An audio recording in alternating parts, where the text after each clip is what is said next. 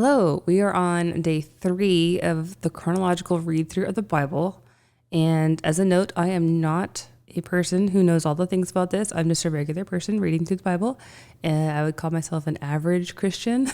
and today it is morning as opposed to nighttime. I have my coffee, a lot of coffee.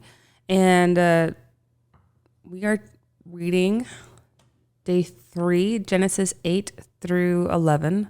Although we read 8 last time, so we're skipping to 9. So just 9 through 11. So just 3 chapters. So hopefully it won't take that long. I have Logos open on the screen here. So this is a Bible software. So I have the Bible on the left, the reading plan and other research things on the right, and then my notes on the bottom here. There's the notes. I'm still learning how to use all this, so it's I'm not the person to go to for how to, but you can follow along with me and figure it out as we go together. So with that, let's get into the Bible. I did want to start praying in my readings because I don't know, it feels right, I guess. So okay. Dear God, please bless this time together. Please open my heart and my mind and help me learn something new about you today. Please give me wisdom as I'm reading through this. Please help me not to misinterpret or misguide, and help this be encouraging both to myself and to others who might see this. Amen. Okay. Chapter 9 of Genesis. God's covenant with humankind through Noah. Then God blessed Noah and his sons and said to them, "Be fruitful and multiply and fill the earth. Every living creature of the earth and every bird of the sky will be terrified of you." Terrified, huh? "Everything that creeps on the ground and all the fish of the sea are under your authority. You may eat any moving thing that lives. As I give you the green plants, I now give you everything." Okay, so before he'd only, all of humankind and all of the animals, like any animal, only had the authority to eat all the plants and the fruits with seed before. So now this is where, it looks like this is where all the things are now available as food. So continuing on, verse 4. "But you must not eat meat with its life, that is, its blood, in it. For your lifeblood I will surely exact punishment. From every living creature I will exact punishment."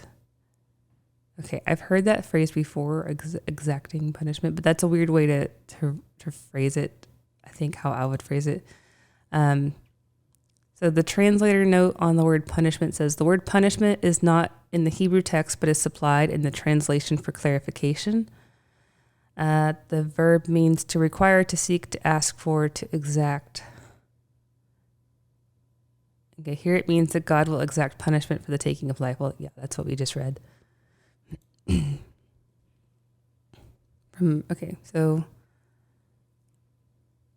"For your lifeblood, I will surely exact punishment." Okay. "From each person, I will exact punishment for the life of the individual, since the man was his relative. Whoever sheds human blood by other humans, must his blood be shed.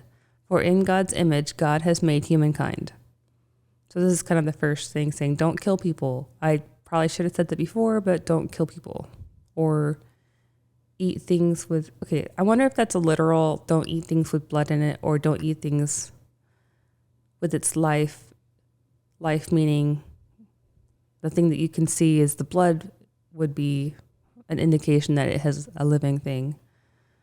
You must not eat meat with its life. Okay, or flesh with its life. That is its blood. What's the translator note there? So it says, "Its life, its blood." The second word is an apposition. Apposition? What does apposition mean? Research among research. I have Google open this time. I have it open right here. Whoa. Nope. Where did the Bible go? Come back, Bible. Oh no, I crashed Logos. Apposition. The positioning of things or the condition of being side by side or close together.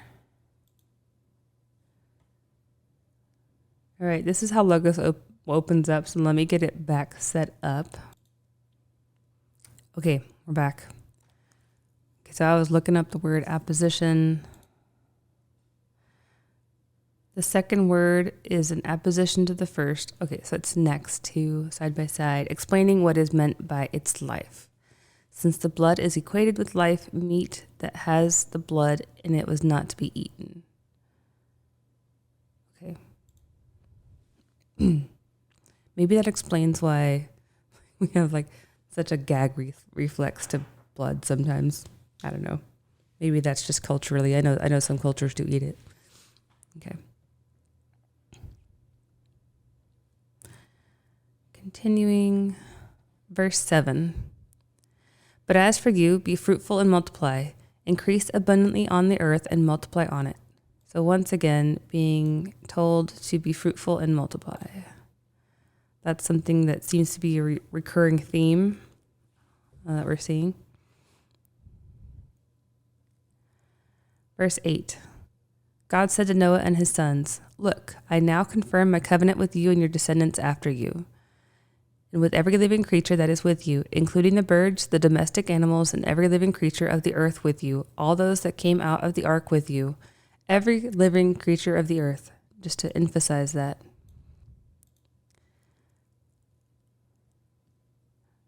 Okay, so this is God confirming his covenant with me and everybody else. Or with Noah and everybody else. I confirm my covenant with you. Never again will all living things be wiped out by the waters of the flood. Never again will a flood destroy the earth. So this is the actual covenant. Okay.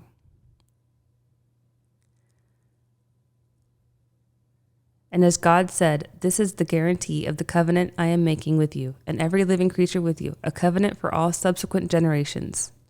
I will place my rainbow in the clouds, and it will become a guarantee of the covenant between me and the earth. Whenever I bring the clouds over the earth and the rainbow appears in the clouds, then I will remember my covenant with you and all the living creatures of all kinds. Never again will the waters become a flood and destroy all living things. When the rainbow is in the clouds, I will notice it and remember the perpetual covenant between God and all living creatures of all kinds that are on the earth. I wonder why a rainbow.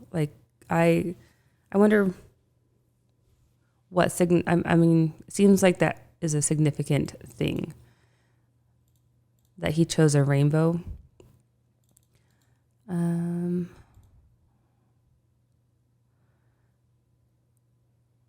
So this is so the research over here, the Bible dictionary is just showing what we just saw.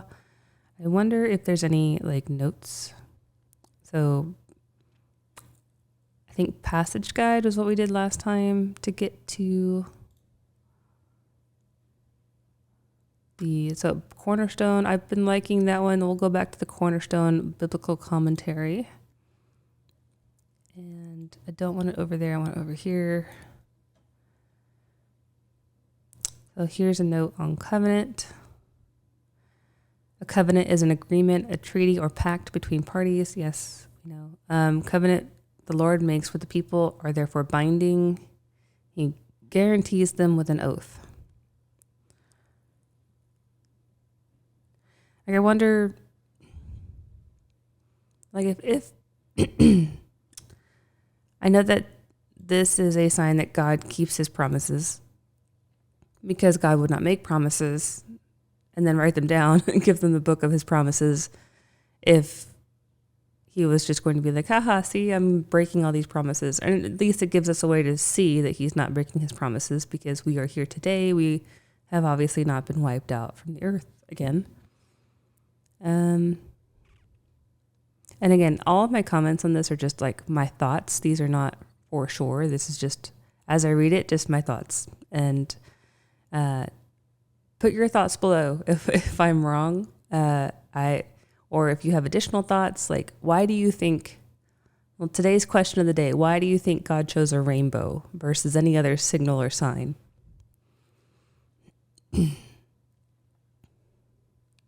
So just scrolling through this commentary, whenever the light of the rainbow shone in the heavens, God's sign the judgment was over. Let's see. Whenever the rainbow arches over the horizon after a rainfall, it's God's sign of grace.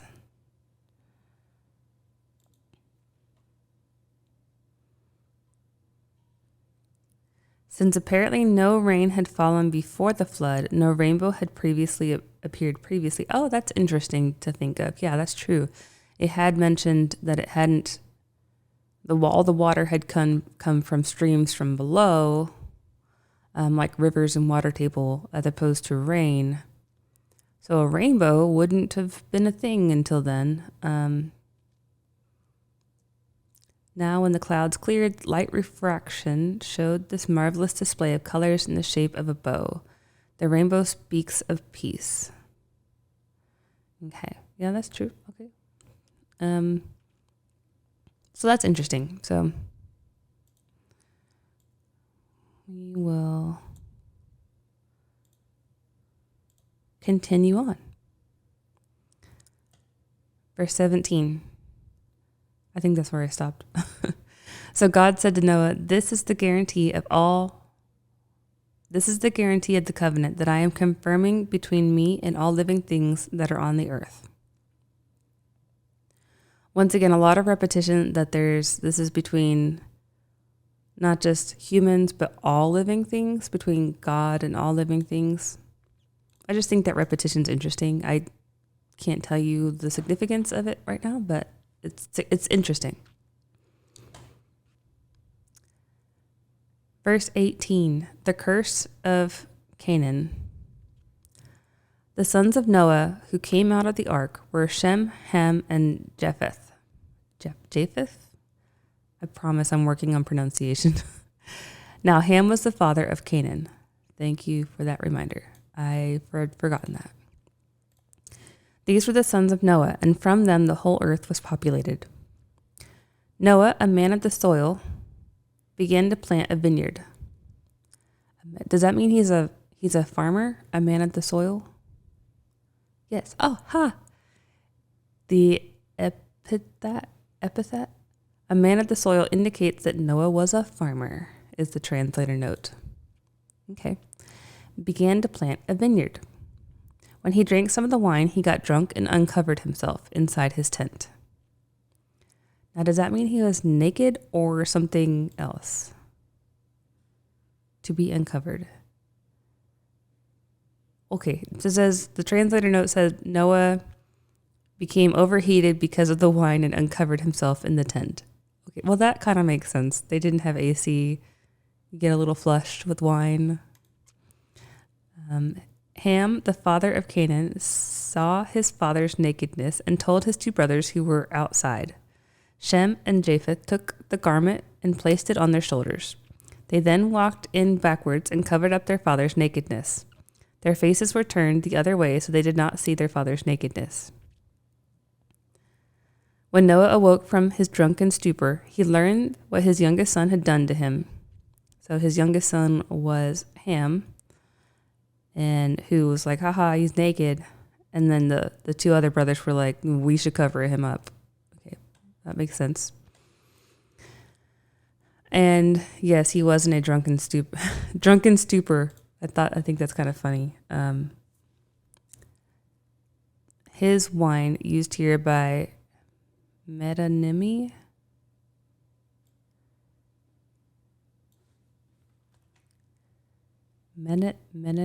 I'm learning so many words from these translators. What do you know? They know more words than I do. That's not hard. Okay. Metonymy means the substitution of the name of an attribute or adjunct for that of the thing being meant. So if they say the wine is a metonymy for a drunken stupor. Okay, so in Hebrew it must say his wine, when Noah awoke from his wine, but that's being used to infer that he's drunk. Okay. Verse 25. So he said, "Cursed be to Canaan, the lowest of slaves. He will be to his brothers."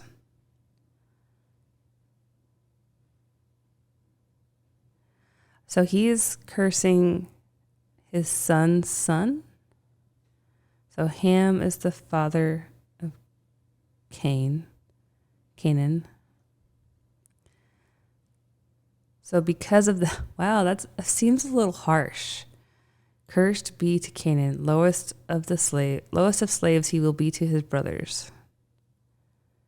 Did I read that wrong? This is talking, so basically he's cursing his grandson. Ham, the father of Canaan, saw his father's nakedness. Yeah, so Ham was the one that did the thing. And because of that, Noah is cursing Ham's son, Canaan. He also said, continuing, verse 26, he also said, "Worthy of praise is the Lord, God of Shem. May Canaan be the slave of Shem." Okay, am I missing something? Is there like a translator note on why? Okay, here's the translator note on why Canaan and not Ham. So the curse is pronounced on Canaan, not Ham. Noah sees a problem in Ham's character, and on the basis of that, he delivers a prophecy about the future descendants who will live in slavery to such things and then be controlled by others. In a similar way, Jacob pronounced oracles about his sons based on their revealed character. So this is not Noah cursing Canaan. This is Noah delivering a prophecy of Ham's descendants. Is probably a better way to verse that. So I'm going to make a note because I'm going to forget that.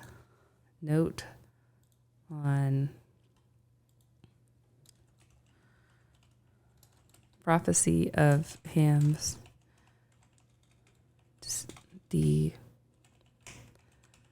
based on character, not a curse on Canaan directly. It's not a question. We'll change that to just a circle. Okay. 26. He also said, "Worthy of praise is the Lord, the God of Shem. May Canaan be the slave of Shem. May God enlarge Japheth's territory in numbers. May he live in the tents of Shem, and may Canaan be his slave." After the flood, Noah lived 350 years.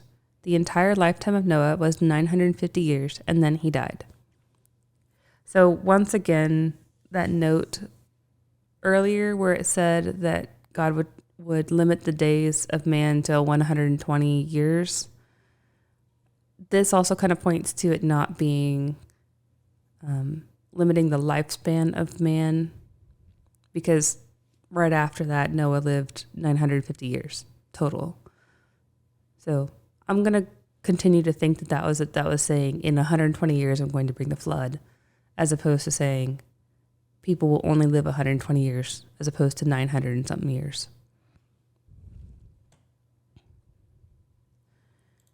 Okay. Chapter 10, the Table of Nations. This is the account of Noah's sons Shem, Ham, and Japheth.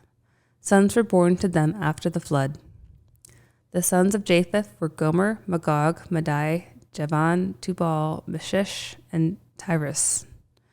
The sons of Gomer were Akenaz, Riphath, and Torgama.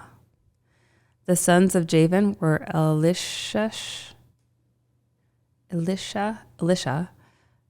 Tarshish, why does it say the Kittim and the Dodinim? So it switches from naming people to then saying the Kittim and the Dodanim. The translator note says Dodona is one of the most ancient and revered spots in ancient Greece. So this must be referring to where they're from. The name Kittim is associated with Cyprus as well as coastlands of East Rhodes. It's used in later texts to refer to the Romans. So the sons of Javan were Elisha and Tarshish.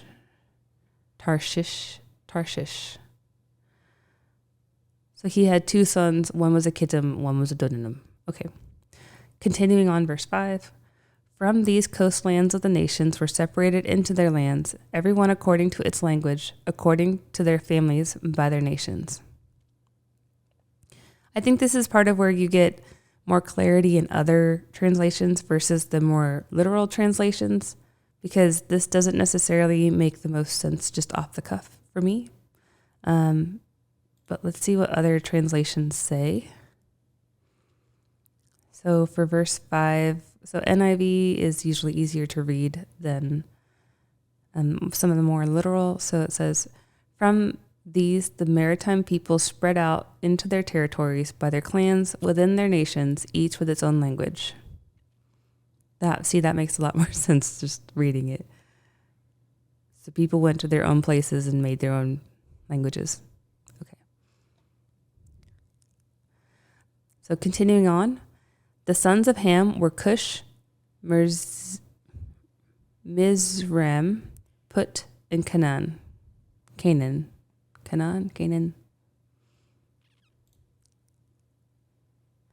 descendants of Canaan lived in the region of modern or Palestine, it says. The sons of Cush were Seba, Havilah, Sabta, Rama, and Sabteka. The sons of Rama were Sheba and Dedan. Cush was the father of Nimrod. He began to be a valiant warrior on the earth. He was a mighty hunter before the Lord. That is why it is said, like Nimrod, a mighty hunter before the Lord. I mean, that is what was just said. What does being a mighty hunter before the Lord mean? Just that he was a good hunter?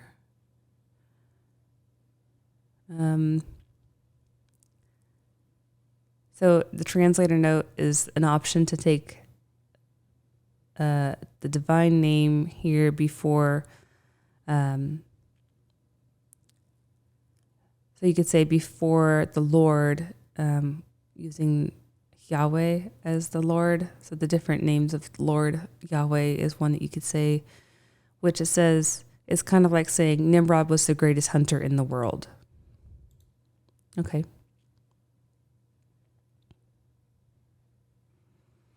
Oh, so so the term before the Lord means best in the world, basically. So continuing, the primary regions of his kingdom were Babel, Erech, Akkad, and Calneh in the land of Shinar. From that land he went to Assyria, where he built Nineveh, Rehoboth, Kala, and Resen, which is between Nineveh and the great city Kala.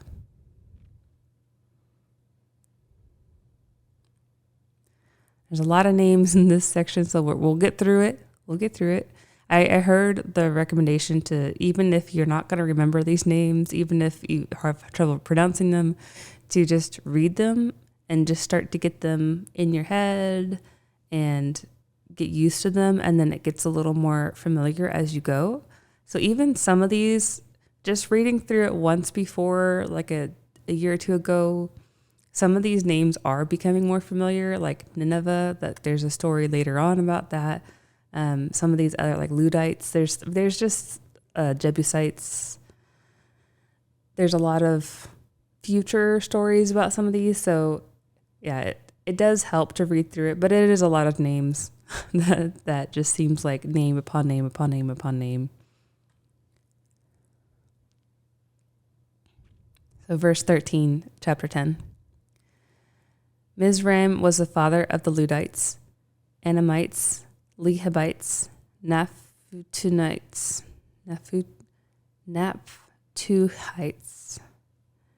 Pathrusites, Calsuhites, from whom the Philistines came, and Caphtorites.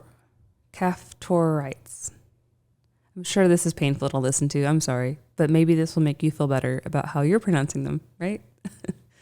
Laugh at my struggles. Verse 15. Canaan was the father of Sidon, his firstborn, Heth, the Jebusites, Amorites, Girgashites, Hivites, Archites, Sinites, Arvadites, Zemarites, and Hamathites. Hamathites. Hamathites. Is there a note on that? The Hamathites lived in Hamath on the Orontes River. Okay, so Canaan was... I feel like I have negative connotations in my head towards some of these.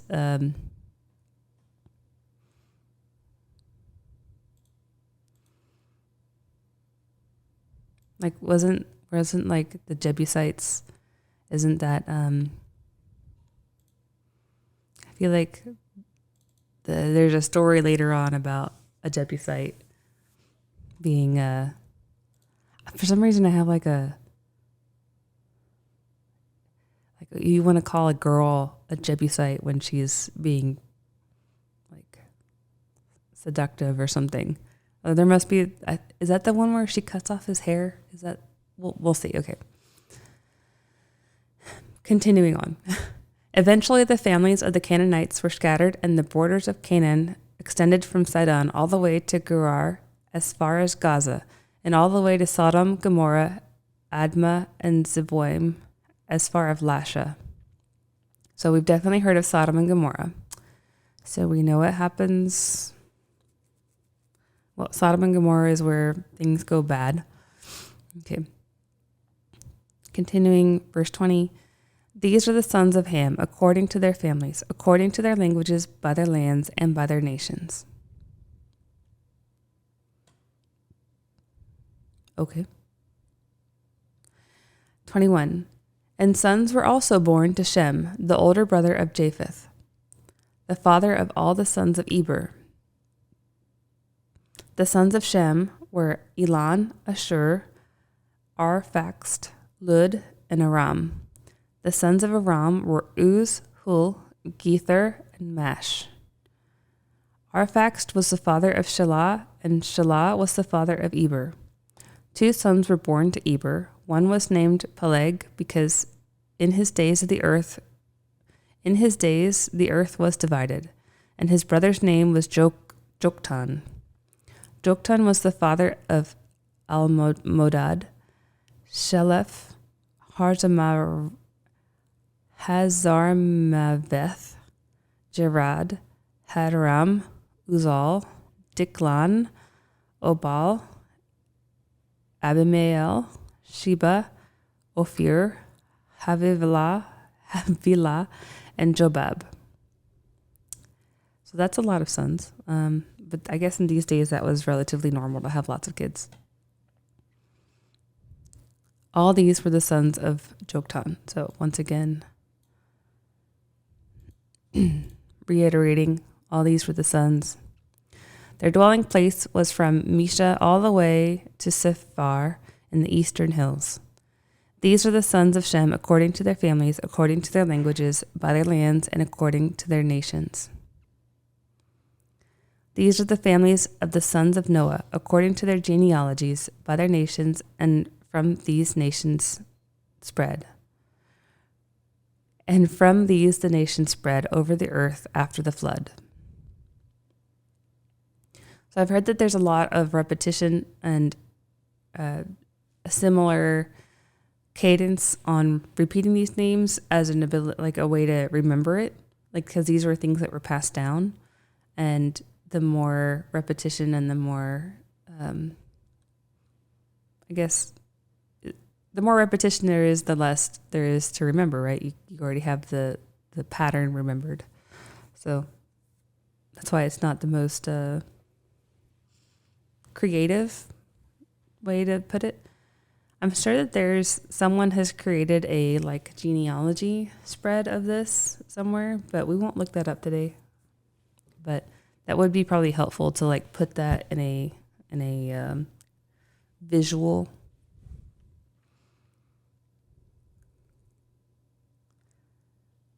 Okay, chapter 11. The dispersion of the nations at Babel. The whole earth had a common language and a common vocabulary.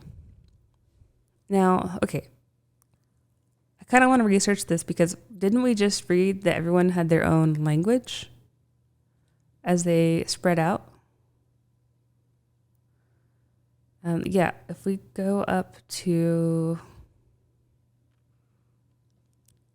Yeah, everyone according to its language, according to their families by their nations. So that this might have just happened later. And it is talking about the sons of sons of sons. And so this is a generational thing. So it probably just didn't happen at the same time.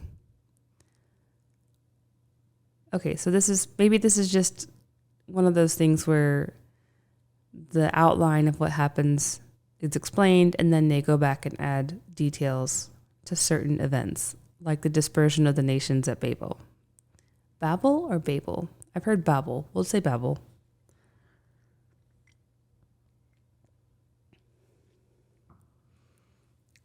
Okay.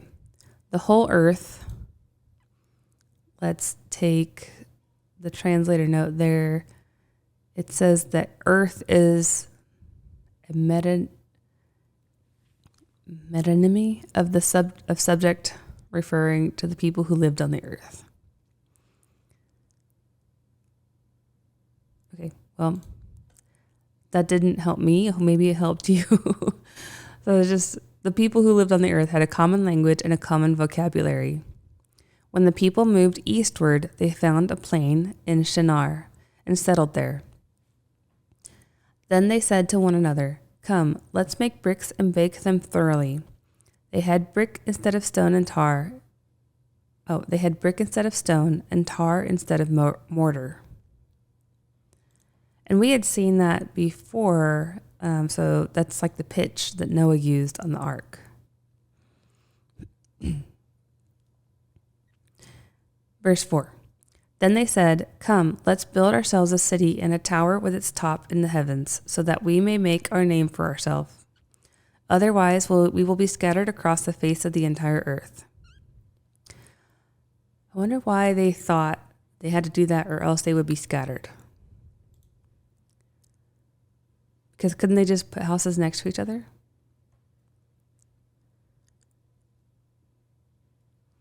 So it says, the Hebrew verb that's translated as scattered is a key term in this passage.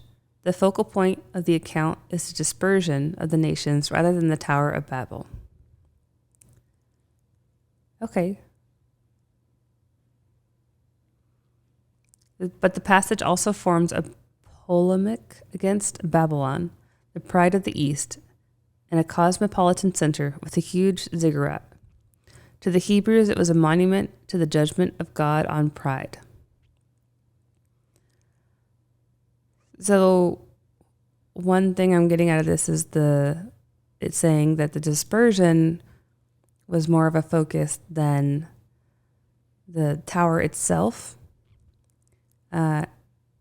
And maybe that's just because it makes a better child's Bible like cartoon is the tower itself, but I've always focused on the tower, and all the different languages that were like they were speaking the same language, building a tower to heaven is how I would always had remembered this one. But it seems like they're building a large tower with its top in the heavens.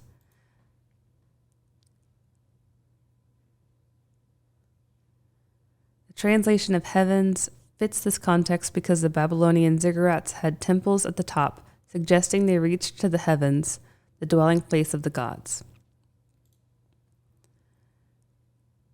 So I wonder if they thought that they could actually build a tower to heaven, or if they were figuratively saying it's going to be really tall. And we're going to be famous for making ourselves the tallest tower. Or if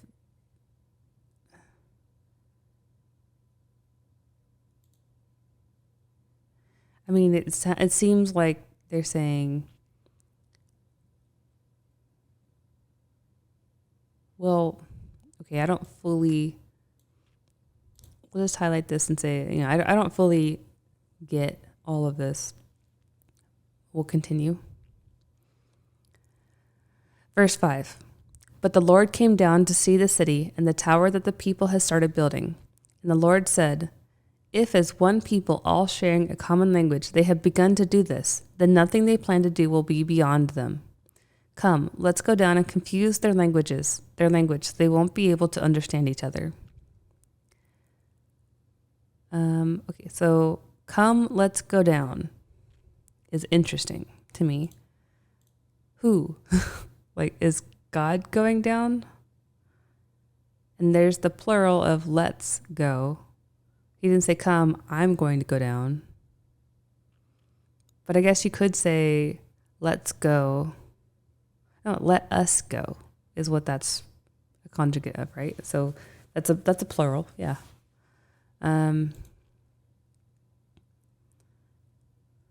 What's the note here? Does that help? The building. No, the translator note doesn't help here. I wonder if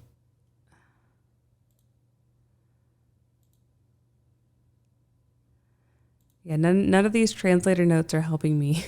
So let's go ahead and do a passage research on this one. How did I do that before? I always forget.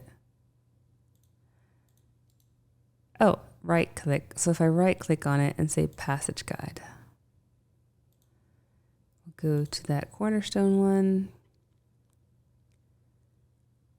And it was verse 7 that I have the most questions on. Let's see, do I see?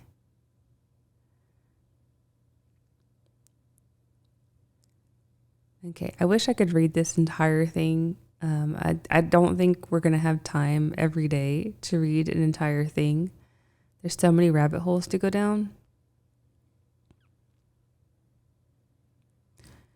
Okay, so here's where it's talking about verse 7. The narrative turns with the Lord's coming down to look. Oh, so when it says the Lord's, it's not plural, Lord, it's the Lord is coming down to look at the city and the tower the people were building. The words of the Lord deliberately mimic their words. Come, let's go down and confuse to show that their work was going to be undone. Okay.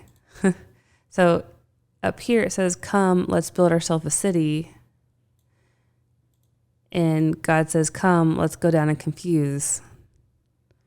So that's kind of intentionally mimicking theirs. Okay. To show that their work was going to be undone. The reason for the divine judgment on the people of Shinar is expressed in the terms of the threat that their unity posed. The Lord said, if this people, having one language, had begun to do this, nothing they set out to do will be impossible for them. Thus, with they would not do in obedience, God did through the judgment. And what they would have done in disobedience, God prevented by confusing and dispersing them. So, and I think there's been multiple times that God has said, go forth and multiply, scatter across the earth. And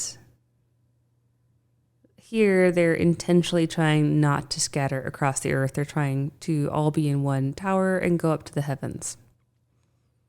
Okay. So the Lord's like, no, that's not what I want you to do. So verse 8. So the Lord scattered them from there across the face of the earth, the entire earth, and they stopped building the city. That is why its name was called Babel, because the Lord confused the language of the entire world, and from there the Lord scattered them across the face of the entire earth. So Babel, the note here on Babel,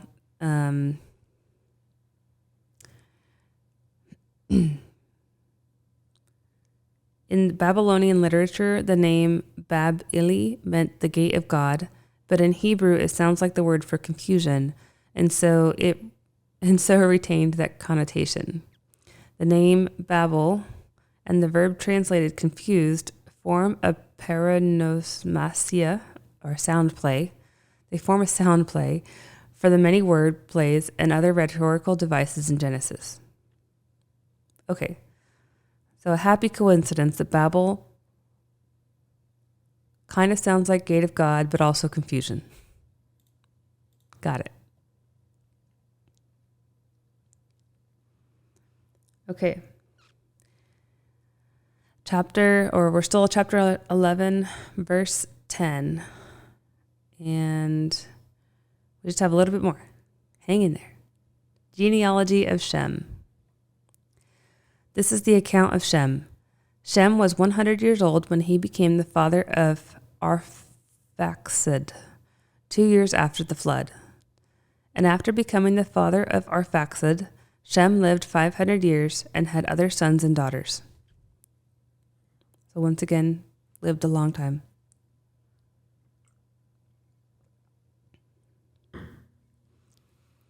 When Arphaxad had lived 35 years, he became the father of Shelah. And after he became the father of Shelah, Arphaxad lived 403 years and had other sons and daughters. When Shelah had lived 30 years, he became the father of Eber. And after he became the father of Eber, Shelah lived 403 years and had other sons and daughters. So that's interesting. It's the same number of years as Arphaxad. Seems coincidental. When Eber had lived 34 years, he became the father of Peleg. And after he became the father of Peleg, Eber lived 430 years and had other sons and daughters. So another similar 430 versus 403. When Peleg had lived 30 years, he became the father of Reu. And after he became the father of Reu, Peleg lived 209 years and had other sons and daughters. When Reu had lived 32 years, he became the father of Serug. And after he became the father of Serug, Reu lived 207 years and had other sons and daughters. When Serug had lived 30 years, he became the father of Nahor. And after he became the father of Nahor, Serug lived 200 years and had other sons and daughters. When Nahor had lived 29 years, he became the father of Terah. After he became the father of Terah, Nahor lived 119 years and had other sons and daughters. When Terah had lived 70 years, he became the father of Abram, Nahor, and Haran. Now, I wonder if this is the Abram.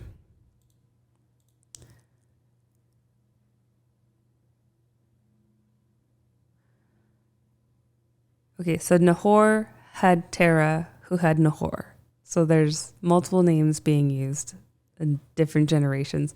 Kind of like there's, even in our family, John, Junior, John Senior, or the different generations where John was the first name and a different middle name. Yeah, it's been happening forever, apparently. But it does cause confusion when there's, okay. So continuing just a little bit more.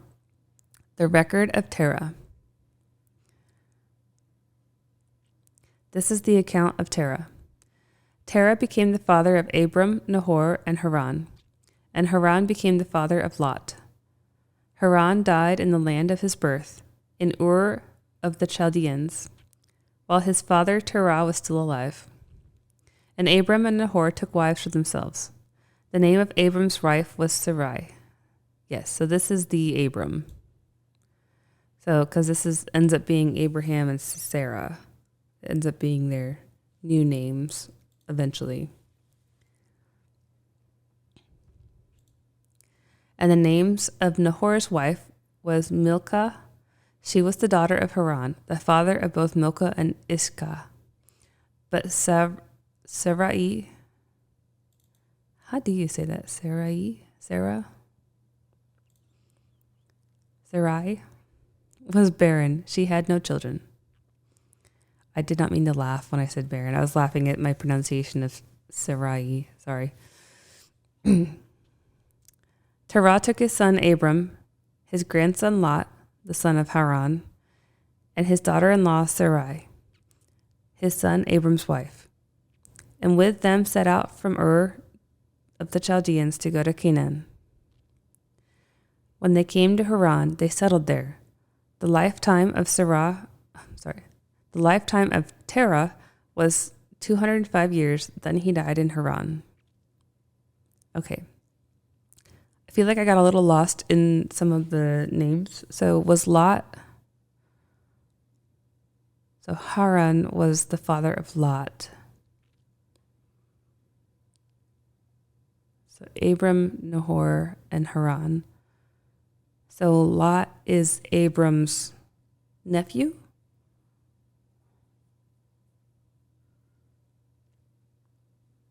Yes.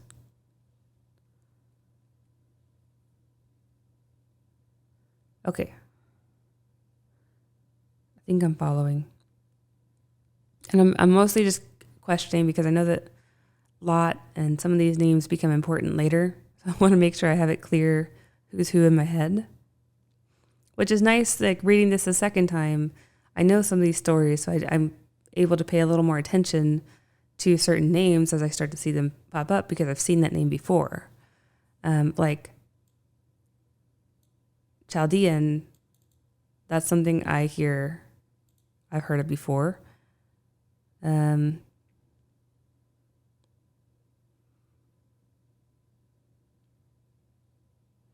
it's also, the note is also pointing out that this is clarification for the reader, but at this point, Chaldean, there would have been no Chaldeans in existence at this date.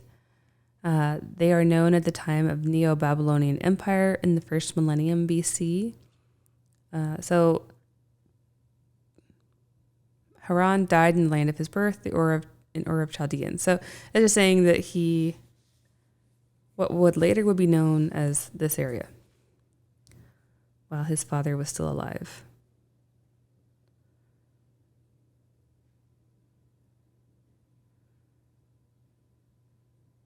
Okay, I just noticed this. Haran died in the land of his birth, Ur of Chaldeans, while his father Terah was still alive. And then the lifetime of Terah was 205 years, and he died in Haran. So does that mean there was a place called Haran? Or is that a phrase? Died in Haran.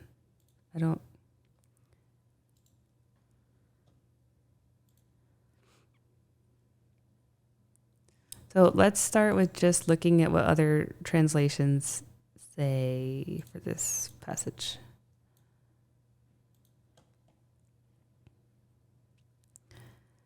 (32). So this is verse 32. I mean, they all say he died in Haran. When they came to Haran and settled there.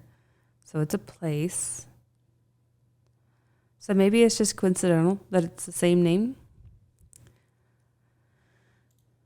But it's interesting that they're talking about Haran and then they go to a place called Haran and settle there. And then they die in Haran, who Terah dies in a place that's named what his son was named, who died before him. So maybe, I could easily see there being like, Haran died before his father, and then so they went to a land, and maybe somehow that land got named as a memorial to him, maybe. It's interesting. Okay. But I think that is good for today, and I'm looking forward to continuing the story. The early time Genesis has a lot of stuff going on, but I do think we jump to, where's my reading plan? Oh no, got rid of my reading plan.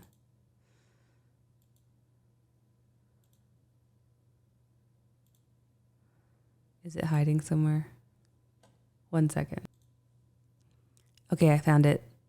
So I go to my chronological reading plan here. I don't know what it is about Logos, but I always click the wrong thing. No,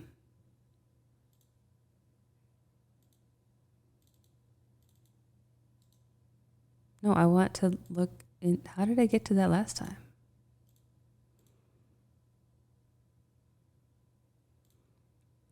Okay, so we just finished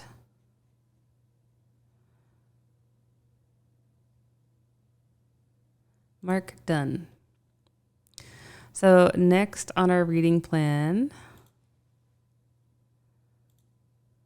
is Job. We hop over to Job, and I believe we read through the entire book of Job, and then we go back to Genesis, because Job is one of the earlier books in the Bible. Even though it's later in the actual Bible itself, it is chronologically earlier. So Job is interesting. I'm looking forward to reading through that again. It brings up a lot of really interesting questions and things to ponder on. So that should be fun to dive into. All right. And with that, let's pray out. God, thank you for this time today. Thank you for giving us the ability to read through this together and giving me the time and the energy to get closer to you and to read this. Please bless these words and have them not lead anyone astray and bring only them closer to you. In your name we pray. Amen.